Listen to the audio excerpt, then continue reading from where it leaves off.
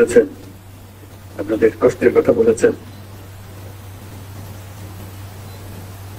এটা আমি কতদূর এই কষ্ট লাঘব করতে পারি সেটা আমি যথাসাধ্য চেষ্টা করবো, সে কথাটাই বলব।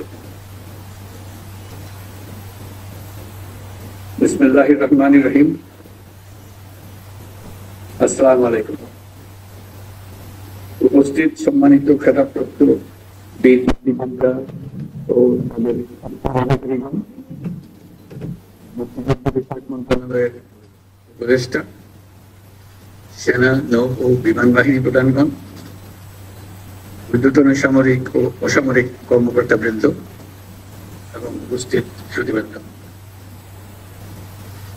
1971 সালের এই দিনে আমাদের সশস্ত্র বাহিনীর অকুতোভয় সদস্য এবং বাংলাদেশের আপামর জনসাধারণ সম্মিলিতভাবে দখলদার বাহিনীর বিরুদ্ধে সমন্বিত আক্রমণ সূচনা করে।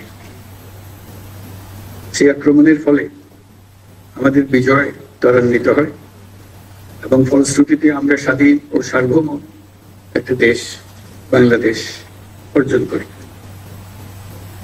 আমি আজ গভীর শ্রদ্ধার সাথে স্মরণ করছি স্বাধীনতা যুদ্ধে শাহাদাত বরণকারী সকল বীর শহীদদের এবং মহান আল্লাহর দরবারে আমি তাদের বিদেহী আত্মার মাগফিরাত কামনা করি।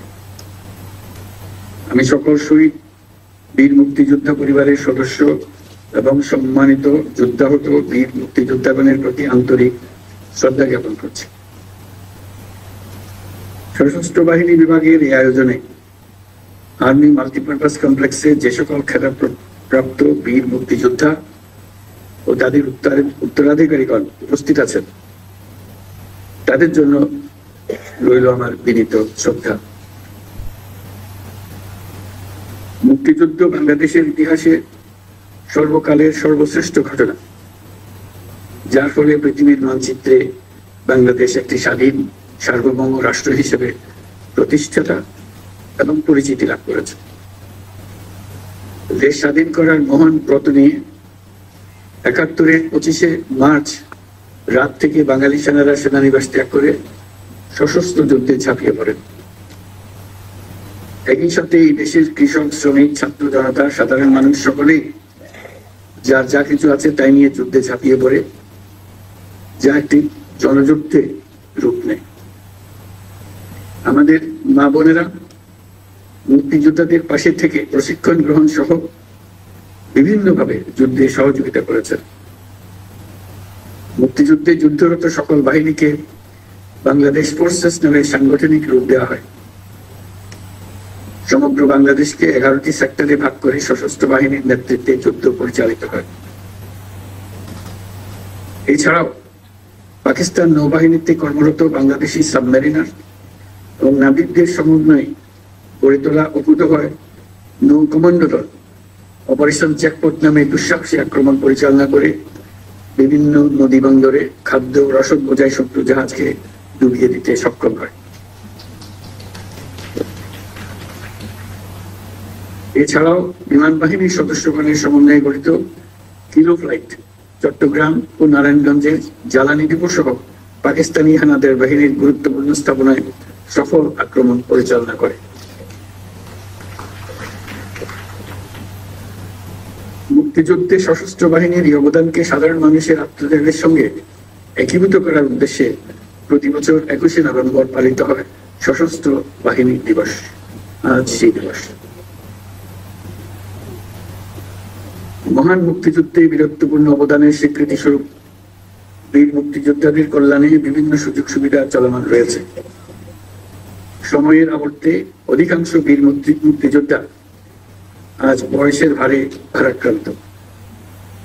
সশস্ত্র বাহিনী দিবস উদযাপনকালে দেশের বিভিন্ন স্থানে ছড়িয়ে থাকা বীর মুক্তিযোদ্ধাদের আনুষ্ঠানিকভাবে সম্মান জানানোর ক্ষেত্রে সশস্ত্র বাহিনী বিভাগ, নৌ ও বিমান বাহিনী যে উদ্যোগ প্রতি বছর নিচ্ছে তা নিঃসন্দেহে প্রশংসনীয়।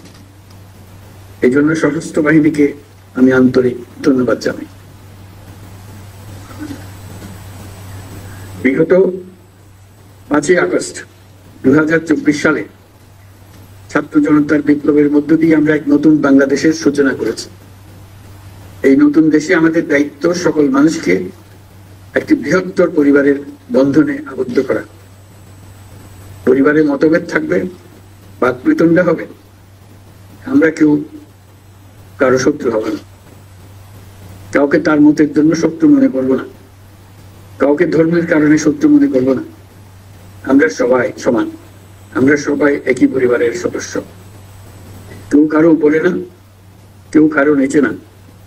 এই ধারণা আমরা জাতীয় জীবনে প্রতিষ্ঠিত করতে চাই।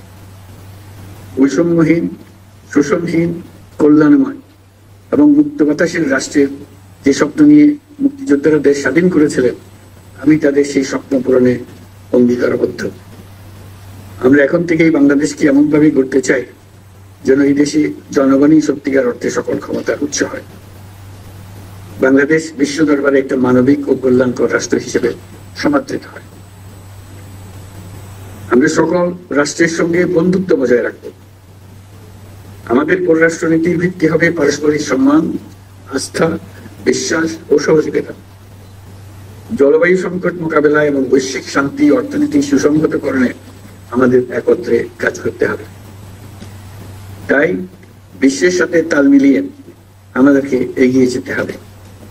আমাদের তরুণ সমাজ সম্পদের সীমাবদ্ধতা থাকা সত্ত্বেও যেন মেধার ভিত্তিতে নিজ নিজ সৃজনশীলতার বিকাশ ঘটিয়ে দেশ গঠনে অবদান রাখতে পারে, আমাদের সেই পরিবেশ নিশ্চিত করতে হবে। আজ আমি খেতাবপ্রাপ্ত বীর মুক্তিযোদ্ধা ও তাদের উত্তরাধিকারীদের সান্নিধ্যে আসার সুযোগ পেয়ে গর্বিত ও অনুপ্রাণিত। নতুন বাংলাদেশ গড়ার যে সুযোগ ছাত্র জনতার সাহস ও আত্মত্যাগের বিনিময়ে আমরা সম্প্রতি অর্জন করলাম, সেটাকে কাজে লাগিয়ে আমাদের সুন্দর ও সমৃদ্ধশালী ভবিষ্যৎ করতে হবে। বীর মুক্তিযোদ্ধা, শহীদ, আহত এবং জীবিত ছাত্র জনতার কাছে আমরা প্রতিজ্ঞাবদ্ধ থাকতে চাই। যে সুযোগ তারা আমাদেরকে দিয়েছে, তার মাধ্যমে আমাদের দেশকে পৃথিবীর সামনে একটি দৃষ্টান্ত স্থাপনকারী দেশে পরিণত করতে আমরা শপথ নিয়েছি। অন্তর্বর্তীকালীন সরকার এই সরকারের প্রধান উপদেষ্টা হিসেবে আমাদের বীর মুক্তিযোদ্ধা এবং তাদের উত্তরাধিকারীদের কল্যাণার্থে যা কিছু প্রয়োজন তা করার জন্য এবং এই ধারা অব্যাহত থাকবে ইনশাআল্লাহ। আজ খেতাবপ্রাপ্ত বীর মুক্তিযোদ্ধা এবং তাদের উত্তরাধিকারীদের সম্মাননা প্রদানের সুযোগ তৈরি করে দেওয়ার জন্য আমি সশস্ত্র বাহিনী বিভাগ সহ সংশ্লিষ্ট সকলকে আন্তরিক ধন্যবাদ জানাচ্ছি। পরিশেষে আমি সকল বীর মুক্তিযোদ্ধা এবং তাদের পরিবারবর্গ সহ সমগ্র দেশবাসীর সুখ, শান্তি এবং সার্বিক মঙ্গল কামনা করে আমার বক্তব্য এখানে শেষ করছি। মহান আল্লাহ আমাদের সহায় করুন। ধন্যবাদ মাননীয় প্রধান উপদেষ্টা আপনার মূল্যবান বক্তব্যের জন্য।